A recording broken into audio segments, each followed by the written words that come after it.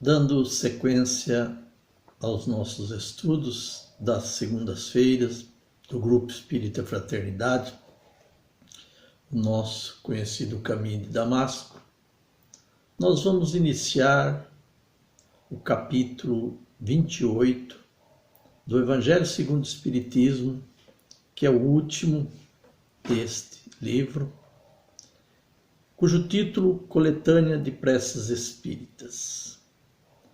Nós agradecemos a Deus por este momento e oportunidade de mais um estudo, mesmo que virtual, pedindo a comunhão, presença, assistência da espiritualidade para os nossos estudos, aqueles que participarem, verem, ouvirem este momento, tenham toda ajuda para a interpretação e entendimento que nós também pedimos para este momento da nossa leitura, do nosso estudo, da nossa comunhão com o plano maior, em busca de dilatar as nossas percepções, o nosso conhecimento, que também a doutrina dos Espíritos, os estudos dos ensinamentos de Jesus e da espiritualidade nos tem ofertado.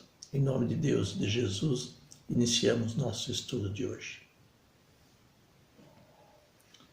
Como dissemos, estamos chegando ao final do estudo do Evangelho segundo o Espiritismo.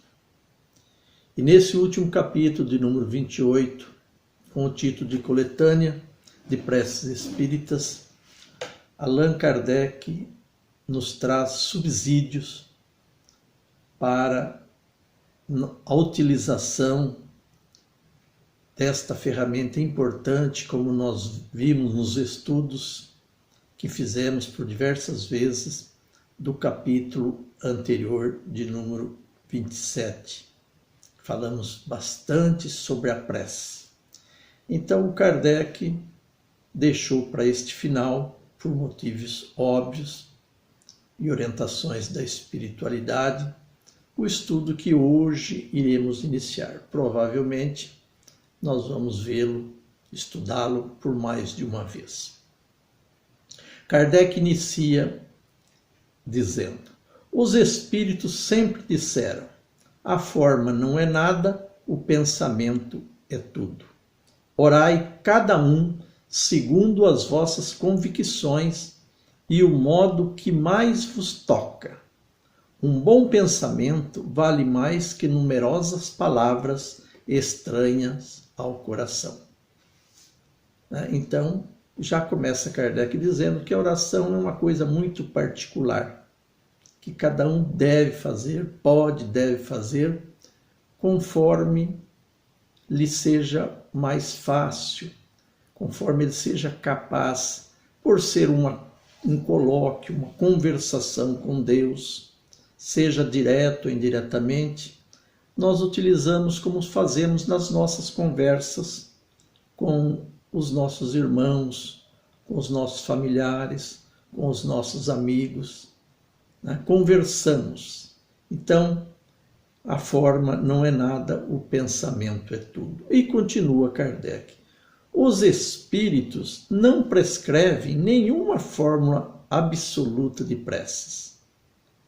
Quando as dão, é para fixar as ideias e, sobretudo, para chamar a atenção sobre certos princípios da doutrina espírita.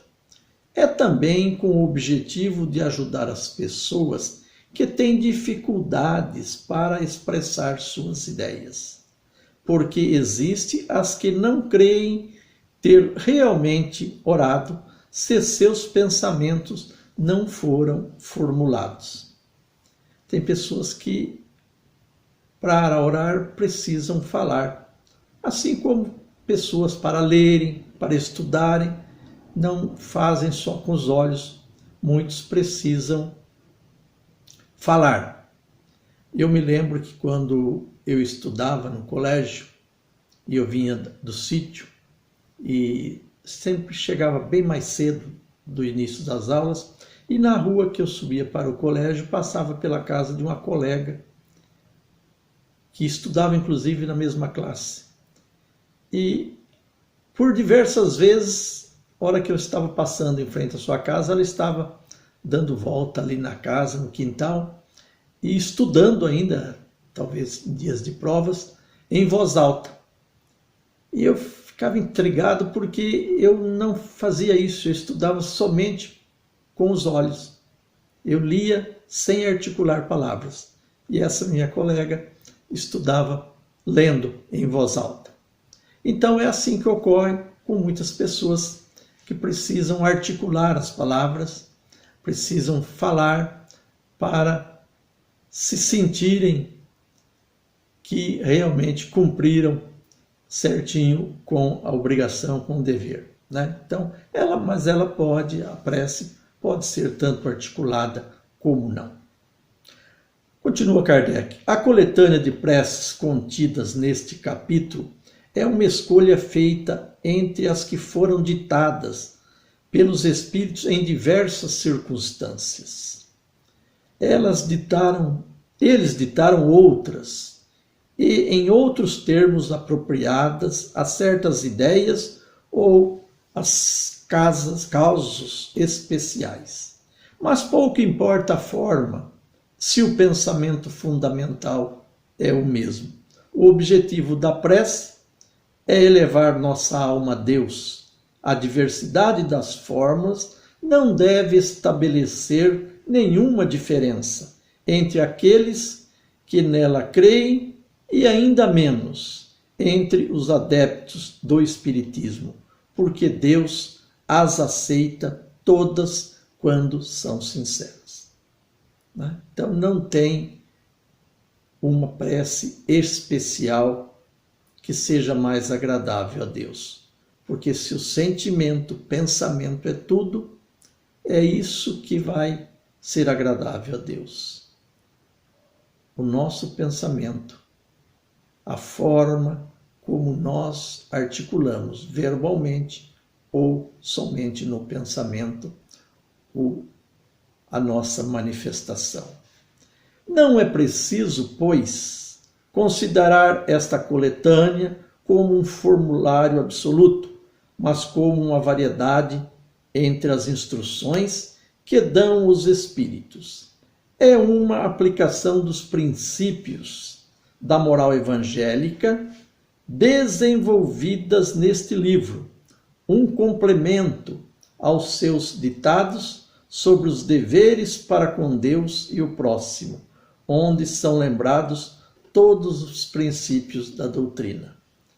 Interessante essa frase, nós vamos voltar nela depois, porque por isso que ela está aqui no final. Ela é o complemento de todos, diz Kardec, dos estudos contidos neste livro.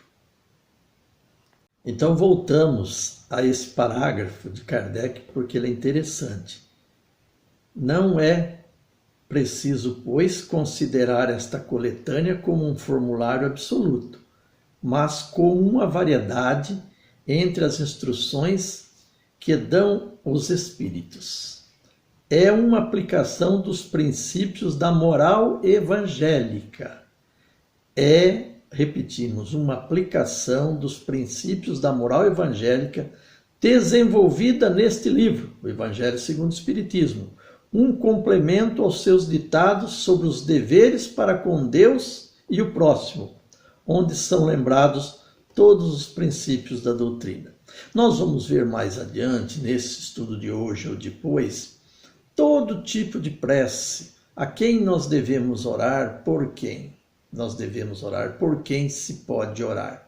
E nós vamos ver então que se concretiza esse dizer do Kardec, que é um complemento de todo o que nós estudamos neste livro, e é os deveres para com Deus e o próximo, porque nós vamos encontrar que nós devemos orar pelas mais variadas situações, pessoas intercedendo por nós, por outrem. São diversas situações pelas quais nós podemos e devemos orar. Isso nós vamos ver mais à frente. E continua, o Espiritismo reconhece como boas as preces de todos os cultos, quando são ditadas pelo coração e não pelos lábios.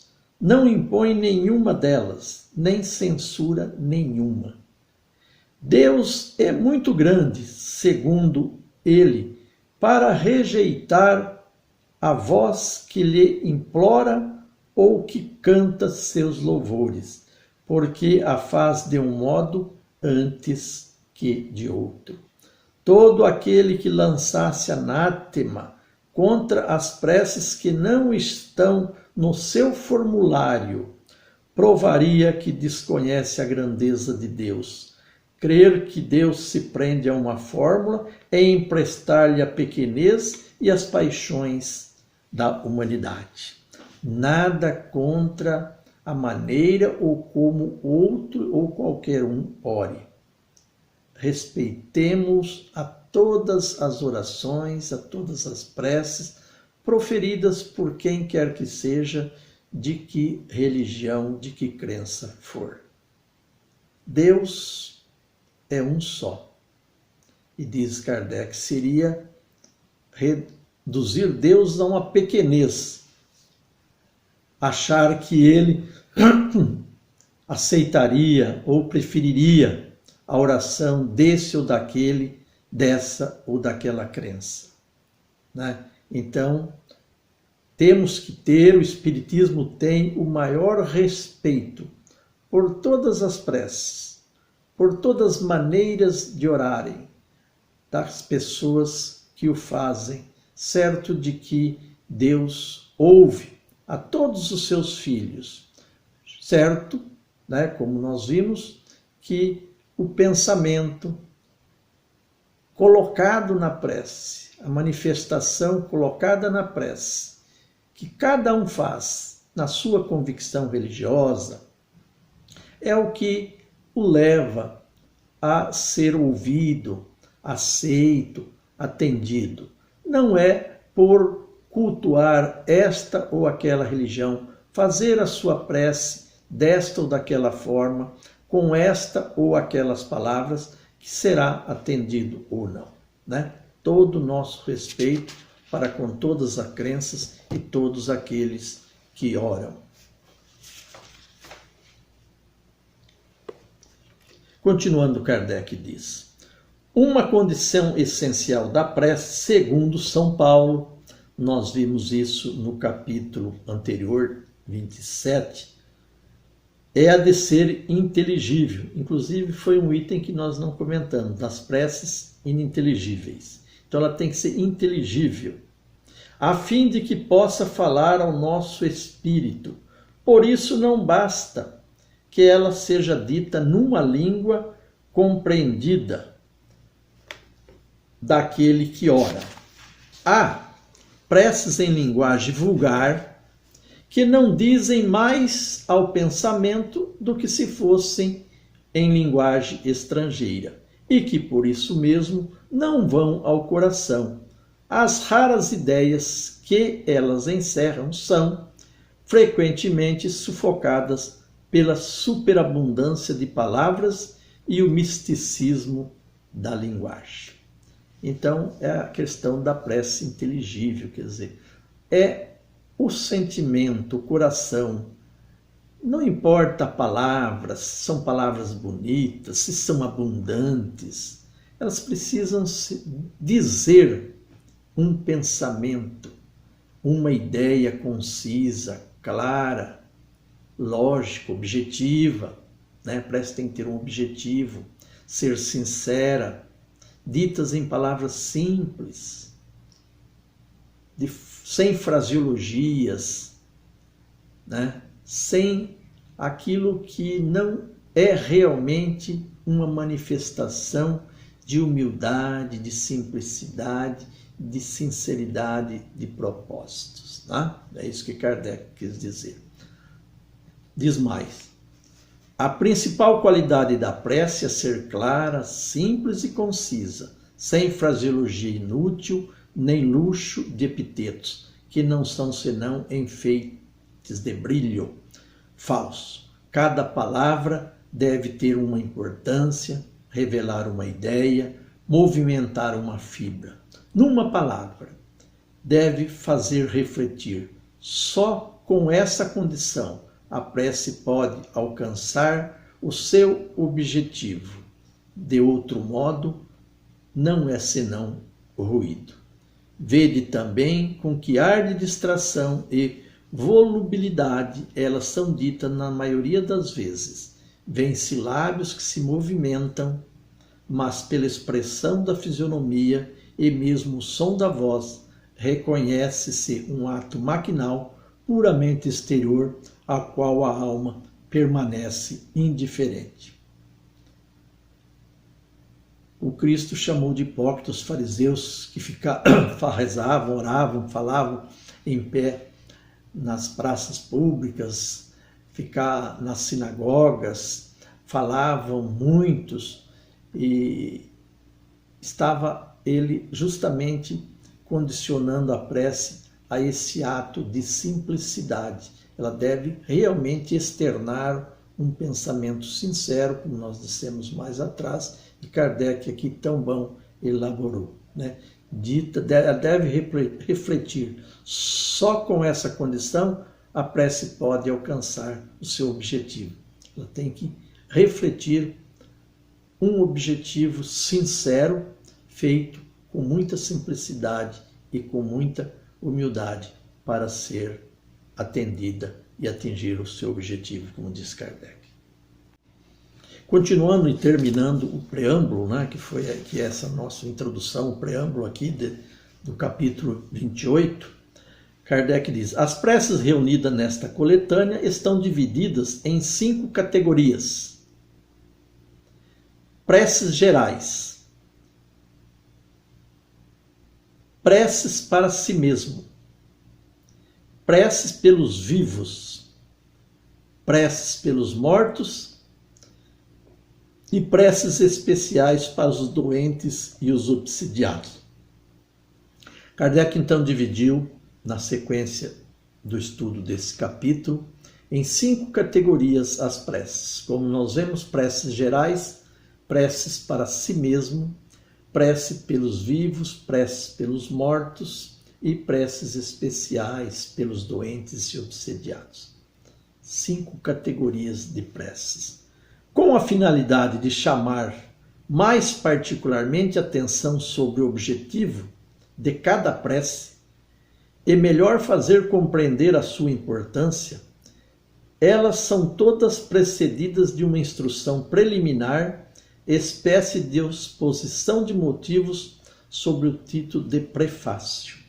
Então, quando Kardec aborda cada uma dessas categorias e faz e coloca os tipos de prece que se pode fazer em determinadas condições ou por determinadas pessoas, intercessões por si, por outrem, por vivos, por mortos, por espíritos, as mais variadas que nós vamos ver, pelo menos citar oportunamente. E então diz que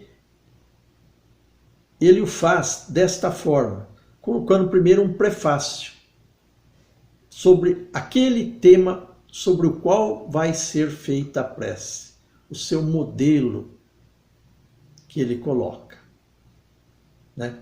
Então, nas preces gerais, interessante que nós vamos encontrar, ele faz 3 colocações, 3 espécies de preces, alguns, né, diz que são muitos os modelos e ele colocou aqui diversos, mas não esgotou o assunto, como ele disse lá anteriormente.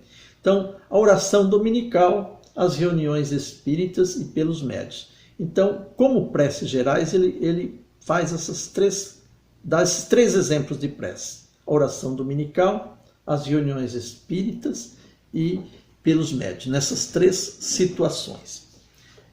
Nós vamos tentar aqui abordar rapidamente a oração dominical. Todos nós conhecemos. E interessante que aqui Kardec fez uma coisa que nós não encontramos anteriormente. Ele pegou essa oração dominical ensinada por Jesus né? E dividiu-a em 7 partes e fez um desdobramento da mesma.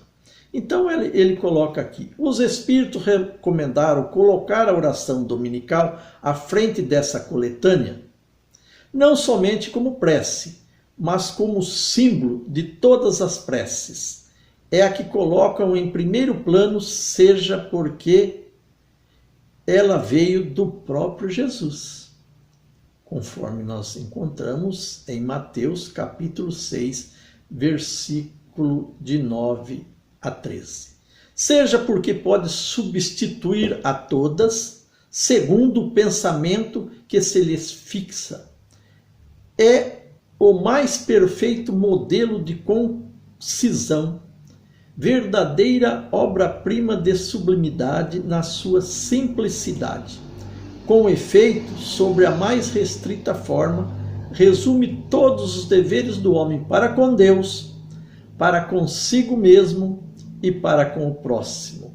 Encerra uma profissão de fé, um ato de adoração e de submissão, o pedido das coisas necessárias à vida e o princípio da caridade. Dizê-la em intenção de alguém e pedir para ele o que se pediria para si. E continua: entretanto, em razão mesmo da sua brevidade, o sentimento profundo encerrado em algumas palavras das quais ela se compõe escapa à maioria. Por isso é dita geralmente sem dirigir o pensamento sobre as aplicações de cada uma das partes. É dita como uma fórmula, cuja eficácia é proporcional ao número de vezes que é repetida. Ora, é quase sempre um dos números cabalísticos, 3, 7 ou 9, tirados da antiga crença supersticiosa da virtude dos números e em uso nas operações da magia. Para completar o vago que a concisão dessa prece deixa no pensamento, segundo o conselho e com assistência dos bons espíritos, foi juntado a cada proposição um comentário que lhes desenvolve o sentido e mostra as suas aplicações. Segundo as circunstâncias e o tempo disponível, pode-se dizer, pois, a oração dominical simples ou desenvolvida. Então, nós conhecemos a oração dominical na sua fórmula simples. Mas como cada frase, cada parágrafo, cada frase, e aqui Kardec dividiu em 7, pode exprimir muitos pensamentos, nós podemos, ao fazê-la, desenvolver o que essas poucas palavras, o pensamento vasto, amplo, que essas poucas palavras encerram. Então é isso que Kardec faz aqui, quando ele divide a oração dominical em partes e coloca um objetivo, um sentimento, um pensamento bastante desenvolvido que cada frase desperta, pode despertar. Lógico que não é só isso que ele colocou, pode ser mais ou pode ser menos. E ele diz então que nós podemos utilizar esta oração na sua forma simples, simplificada ou desenvolvido. O que quer dizer que nós podemos, ao fazer a oração, ao dizer essa oração dominical, ampliar o pensamento que as frases aí contidas têm. Isso que é importante. Por isso que é importante que nós fazemos com o nosso palavreado, até quando formos fazer esta oração dominical.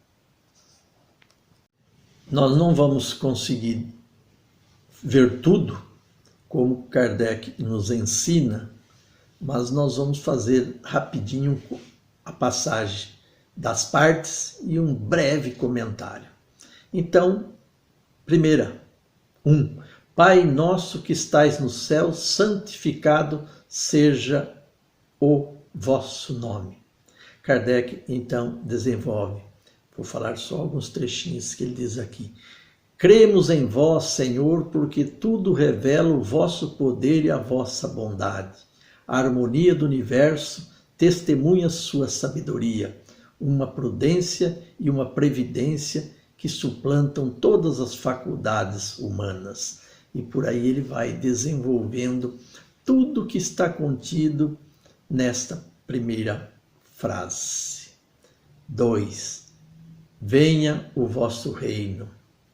Senhor, destes aos homens leis cheias de sabedoria e que fariam a sua felicidade se as observasse. Com essas leis fariam reinar entre eles a paz e a justiça. Se entreajudariam mutuamente em lugar de se prejudicarem como fazem. Venha a nós o vosso reino. É submeter-se às leis de Deus. Submeter-se à justiça soberana, imutável do Criador. Né? Venha a nós o vosso reino. Né? 3. Seja feita a vossa vontade na terra como no céu.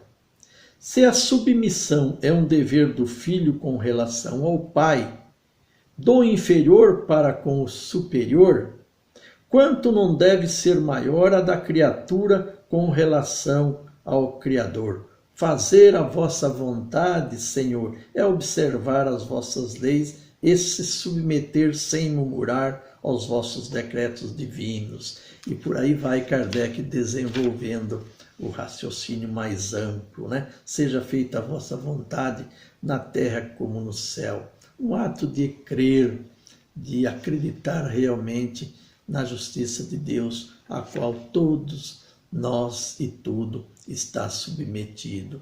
4. Dai-nos o pão de cada dia. Dai-nos o alimento para a manutenção das forças do corpo, dai-nos também o alimento espiritual para o desenvolvimento do nosso espírito. E aqui Kardec elabora mais de uma página de comentário, de desenvolvimento desse pensamento, dai-nos o pão de cada dia, porque o pão de cada dia aqui significa o alimento do corpo, mas também o alimento da alma, o alimento do espírito, que nós quase nunca nos lembramos de pedir. E talvez não é o mais importante, o alimento para o espírito, o ser imortal, o ser que vive aquém da vida terrena. Né? O comentário é longo, mas o tempo não nos permite. 5. Perdoai as nossas dívidas como nós as perdoamos àqueles que nos devem. Perdoai as nossas ofensas como perdoamos àqueles que nos ofendem. E ele começa comentando: cada uma de nossas infrações às vossas leis, Senhor, é uma ofensa para convosco e uma dívida contraída que nos será preciso cedo ou tarde pagar. Para elas solicitamos o perdão da vossa infinita misericórdia, sob a promessa de fazer esforços para não contrair dívidas novas. Nós pedimos tantos a Deus, mas não damos a Ele, através do próximo, a contrapartida. Lembra daquele que pediu ao seu Senhor o perdão das dívidas e foi perdoado, e logo encontrou um que lhe devia, também lhe pediu perdão e ele não perdoou. E aí então o Senhor o fez trancar. Então isso é o que acontece conosco, nós que pedimos, intercedemos, queremos, pedimos a Deus, intercedemos por nós, por outro a Deus, esquecemos de que também temos que ser condescendente, atender, crer, confiar, ajudar, servir ao próximo, né? Perdoar nossas dívidas, perdoar nossas... Assim como. Então tem uma condição para que nós sejamos atendidos nas nossas rogativas, que é o de também perdoar aos nossos irmãos. E continua Kardec comentando, então, não nos abandoneis à tentação, mas livrai-nos do mal. Dai-nos, Senhor, a força de resistir às sugestões dos maus espíritos que tentarem nos desviar do caminho do bem, nem nos inspirando maus pensamentos.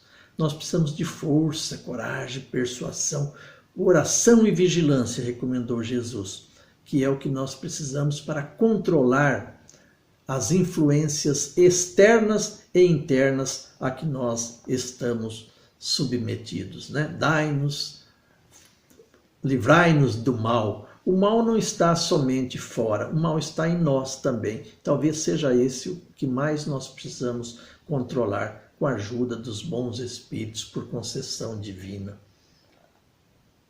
E aí termina o item 7, que ele dividiu em 7, né? Assim seja. Uma frase tão comum que nós usamos. Praza a vós, Senhor, que os nossos desejos se cumpram, mas nós inclinamos diante da vossa sabedoria infinita sobre todas as coisas que não nos é dado compreender, que seja feito segundo a vossa santa vontade e não segundo a nossa, porque não quereis senão o nosso bem e sabeis melhor do que nós o que nos é útil. Assim seja, são duas palavrinhas que talvez reflitam a nossa posição de fé e de crença em Deus. Porque assim seja, significa que acima da nossa seja feita a vontade de Deus, soberana e justa, misericordiosa, que nos dá tudo o que precisamos, tão somente o que nós precisamos. Assim seja, Senhor, feita a sua vontade. A vontade de Deus é o nosso bem. Deus nos criou por amor e nos ama. E, portanto, Ele nos quer que nós nos submetemos, confiante, com coragem, com força, aos desígnios superiores, supremos. Nós vimos então aqui só uma pequena parte, depois a gente vai ver o que se pode ser feito. Nós fizemos aqui o preâmbulo desse capítulo 28 e vimos aí as preces gerais, que nós abordamos aí a oração dominical. Depois a gente vai ver os outros itens, né? As preces para si mesmo, pelos vivos, pelos mortos e pelos doentes e obsediados. Aí talvez uma forma mais simples, só de passagem. Nós ficamos agradecidos por este momento, por Deus nos ter permitido estudarmos, mais uma vez, continuando falando de prece, e agora vendo aqui esse último capítulo, encerrando o estudo que encerra o livro o Evangelho segundo o Espiritismo, ao qual nós voltaremos ainda no próximo estudo, talvez para aí então finalizar. Muito obrigado àqueles todos que nos ouvirem, participarem desse estudo, que isso nos ajude bastante na compreensão e na utilização da prece, essa ferramenta ímpar que Deus nos concedeu como meio de auxílio, de busca e recebimento de auxílio. Obrigado a todos.